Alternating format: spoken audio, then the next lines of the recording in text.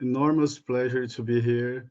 As Vicky said, we've been talking over the months about my project here. And I really appreciate this opportunity, Vicky. I think it's a lot. So it'll be like kind of preparation for me to next week. And I'm going to warn you guys that English is not my first language, so I might struggle a little bit. So be patient. And that's it. I'm going to share this screen now. Please let me know something because I'm not going to see you guys when I start here.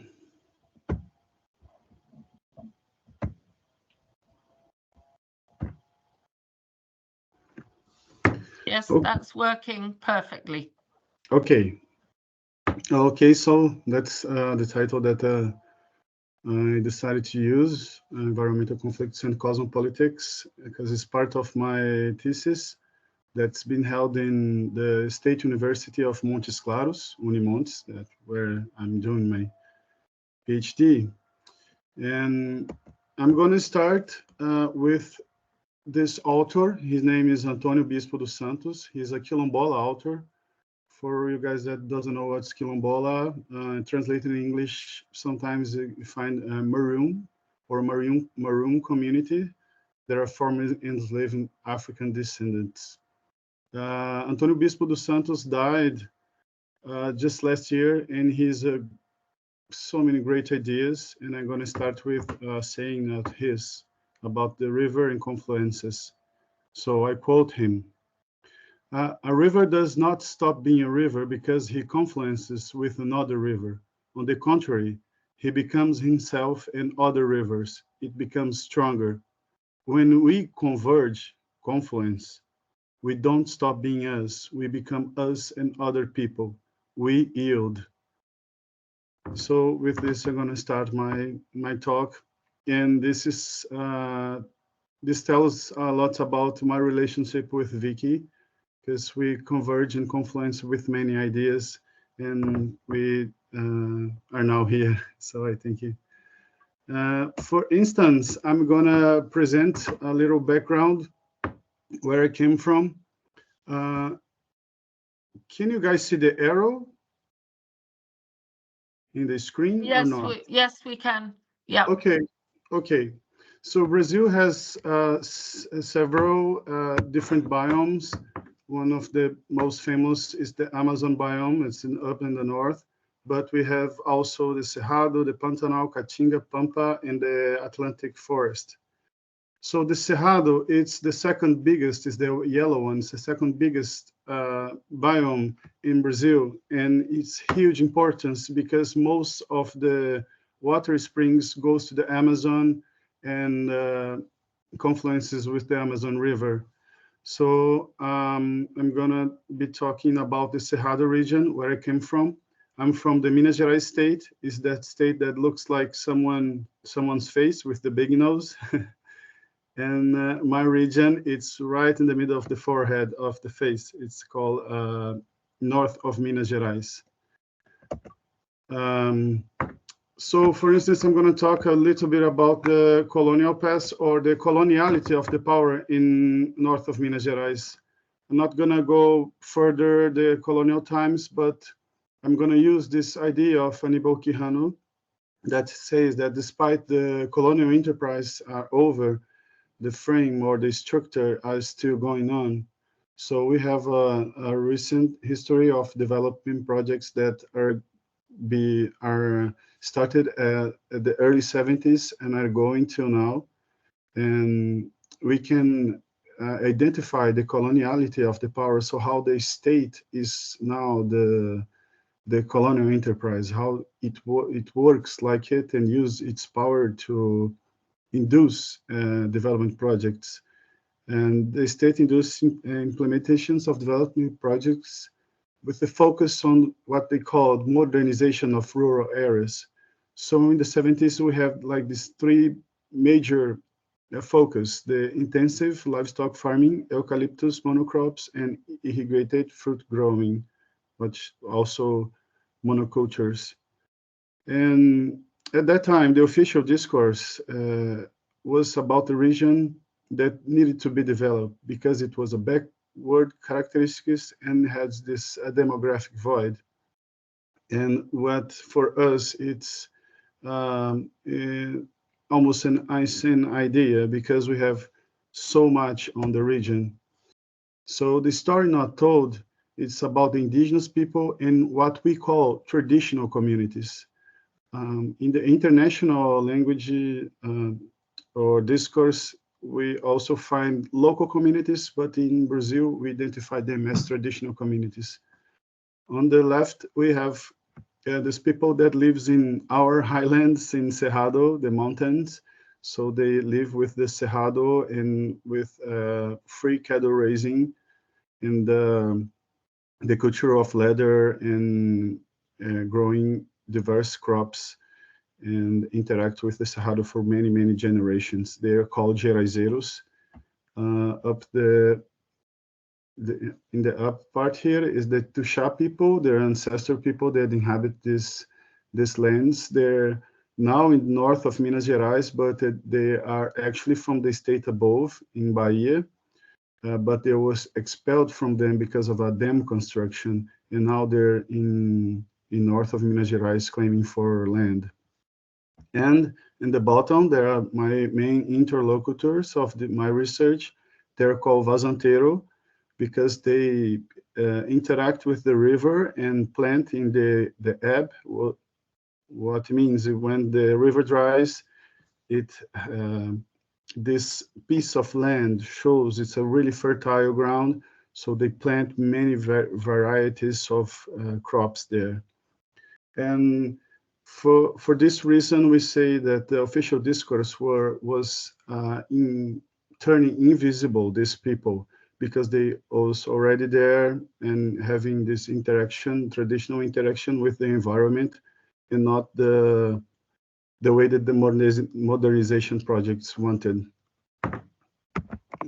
We in the Constitution of Brazil, we have I'm going to read a part of it that conceptualize the traditional communities.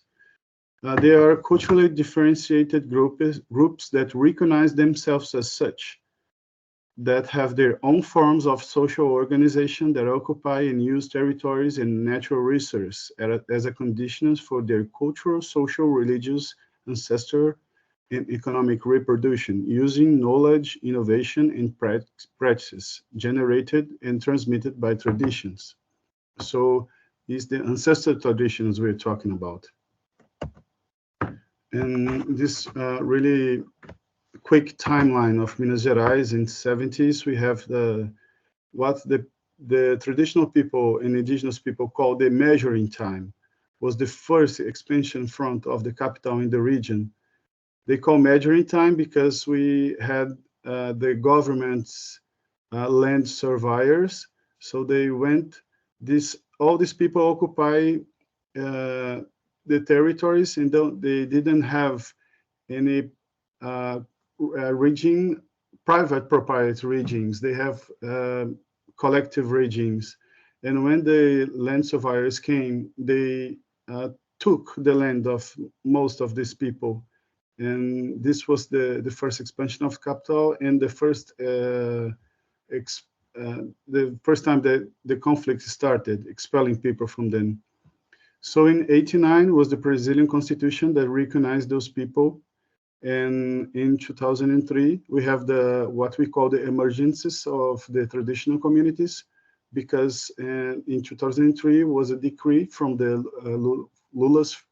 President Lula's first time in presidency, and he wrote this decree which recognized the traditional communities and their rights of the territory. And now we have a new expansion front of the capital. Since 2018, we have many hydroelectric power plants, mining projects, and solar energy. So I'm going to go back a little bit and talk now about the Brazil hydrographic basins, because my project is about the São Francisco River, and I have to tell you guys a little bit more about it. So the São Francisco River basin, it's his size, it's almost the size of France. It's 613,000 square kilometers.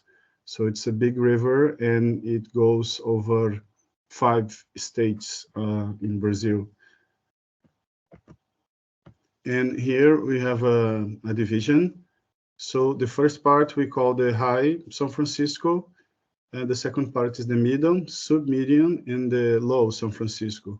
I'm going to be talking about the medium São Francisco that's localized in northern Minas Gerais, so where I'm stationed and where is my university and my main interlocutors. So for you guys have an idea of the river, his length is 2,830 kilometers. So it's a pretty big river. This is the Formoso Hydroelectric Power Plant. It's a project that was approved under the Bolsonaro government in 2019. So its potential energy, it's 306 megawatts, and the flooding area will be 32,425 hectares. So that's a lot. And in the map, you're going to see this line, the blue line, is the current flow of the river in its normal length. And in the lighter blue with the red on the edge is the flooded area. So it's going to flood lots of communities and ranches and houses and everything. So the first thing I came when I started to inquire in this project, it's about how they didn't recognize the presence of traditional communities and indigenous people in impacted areas. So I'm gonna, this is a map that was produced by me. This entire region is the north of Minas Gerais, where I'm stated, and this, the flow of the river. And in the bottom here, we see, where is there? Okay. In the bottom here, really small, it's the flooded area, but the enterprise are in the state, the federal state, are ignoring all the communities that come after the dam. So they are not considered in the environmental license. And here in my map, I could put 38 communities, but we have more than 100, but they are not identified with GPS points. So this is only to begin to show how many communities are in the front of this new dam project. And what the local people say is that when the dam is constructed, they're gonna imprison the river, and that's not what they want. They want another project. They want the world to be alive. And this makes me think about Latour's idea about the war of the worlds, because we're not only talking about a conflict of narrative, of ideas, we're talking about a conflict and the power of saying what and who must reproduce their living. In one side we have the modern project and the imprisoned river, and in the other side we have the traditional way of living. So they using Latour's idea, the modernity are monochromatic and monocultural as the monocrops. And the other side, the free river here, say how diverse people cultivate plants. These are my pictures from my field work. And in the middle, we can see the river and the ebb, what they call vazante of the river. So that's where they plant. So the river provide to them, as they say. We come here in this idea that comes when I go to field work. and talk to the local people, and they cause me what Marisol de la Cadena will call a cosmological disturbance, because the São Francisco River have agency. And this is a saying of one of my interlocutors, Betão, who is this one here in the pictures. Both of the pictures is him. So he said, I can't say who the river is, because the river is me. The river is inside me, and I am inside it all the time. That's where I wash clothes, get water, eat my food. The river create my children, raise me, and raise many before me. So I depaired with cosmological disturbance, because in my modern head, despite I'm being a riverine from Brazil, I couldn't understand what it means to talk to a river, to listen to a river, to consider the river as a living being, a more than human being. And when I start to go to field work, these people start to show me what is that, and how the world is being threatened since the 70s and before that in the colonial times. In the left photo, I'm doing this calendar. That's the local calendar, so it's based on the river. And Betão, that's my interlocutor, he's saying, he's helping me to draw this calendar and show how the river is important to them, and how the river is actually the source of the calendar, not the Gregorian calendar, not all other calendar. The river is when it floods the areas, when it's dry and have the ebbs to plant, when the fish is going to reproduce it. So I started to see as a different perspective of the conflict. It's not only an environmental conflict, but it could be a cosmological conflict or a battle that's being fought through many years. This is another of my interlocutors, Geraldo, and he said to me a really interesting perspective about the river as well, and about the hydroelectric power plant. So he said, I'm very concerned with this hydroelectric power project. I observe the river struggle every day, and I notice that he is being hurt by man, and this could become irreversible. Everyday ranchers hurt him by putting cattle in his margins and taking his waters to monocrops. Then they'll build the HPP Três Marias. That's already done project that was in the 80s, which was a dirty trick. Now they want to build another one. Imagine if they were hurting your grandfather, your parents, or your relatives. This is the river to us. He's king, and we cannot allow that kind of violence to strike him. When you talk to the river and listen to him, I understand that something must be done. Otherwise, we will all die with him. So here you can start to understand and to grasp into the cosmological world of the riverine people and how they interact with the river. It's not by reifying the river and see the river as a natural resource. It's by opposite. The river is the king, so it's intrinsically connected with them. In Brazil, we have studies about hydro territories, but even though it's not deep enough to see how it connects to people's life. And I use some of the ideas of Isabel Stengers of cosmopolitics, and she says that cosmopolitics is a form of disturbance.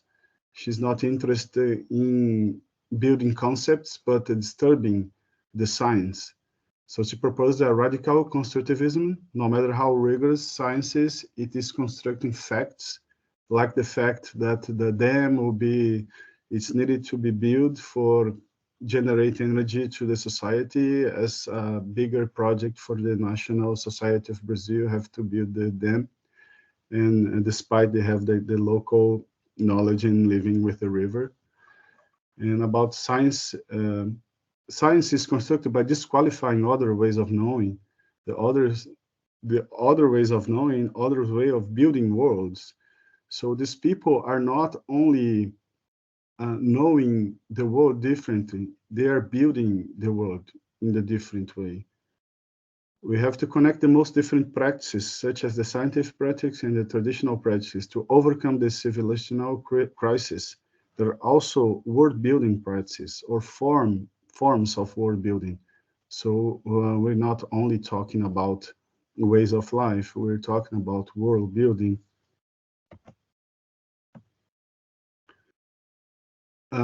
Here we have a really intense part of my work where I'm actually now interact with the people in the riverine people in the basin of the São Francisco River. I got in this community that's called Canabrava, and here they have a saying. This is called this saying up here. It says São Francisco alive, earth, water, river, and people. And they are really interesting because they have this political organization that fights against the modernity projects, for instance, the dam construction. And in this meeting right there, we have this idea where they wanted the river to be recognized and to be respected.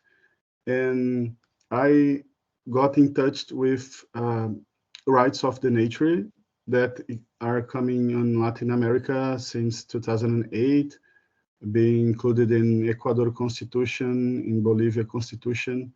Brazil is not recognizing the rights of the nature yet, but we have small initiatives that are going on. So I'm calling this as the emergence of the modern human beings in the region and in Brazil and Latin America. Biocentric turn, it's what Eduardo Godinez, he's a Uruguayan sociologist, that he has this concept. It's not about the biocentric that the deep ecologists would use as a concept, but it's a biocentric turn that turns our attention to life, all life other than humans. So we change the anthropocentric focus and start to include the other beings as a part of the ecosystem and that carry agencies as us. So we have recent changes in the law, as I said. In Brazil, we have some municipalities constitutional that was changed and that recognize the river as a subject of rights. And with this community, I worked with them and did some workshops and talked to the local councillors. And we have a proposal that is going to be voted probably next month to recognize the rights of the São Francisco River in that municipality. And that's a huge step for the community and for me as an academic that are researching the river. So the disturbance of the political as usual is necessary because that's the proposal of the cosmopolitics that Stengers brings to us. I mean, what can we provide for the politic as usual that could be different, that can help us in the edge of the climatic crisis or even in the Anthropocene. So this can be really strong as a societal project and as a way of thinking different perspective of other beings than human. So that's it. I want to hear you have some ideas that what you think about my project. So I say obrigado in Portuguese and thank you all for listening.